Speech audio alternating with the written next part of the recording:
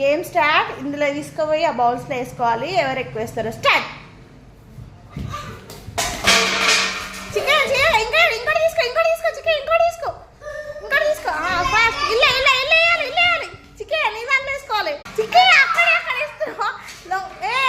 అంతా పిచ్చి పిచ్చి ఆడుతాను. చికెన్ అట్లా కాదు, నీ తీసుకోపో. ఇంకోటి తెచ్చుకో రింగ్ తీసుకో. చికెన్ తీసుకో.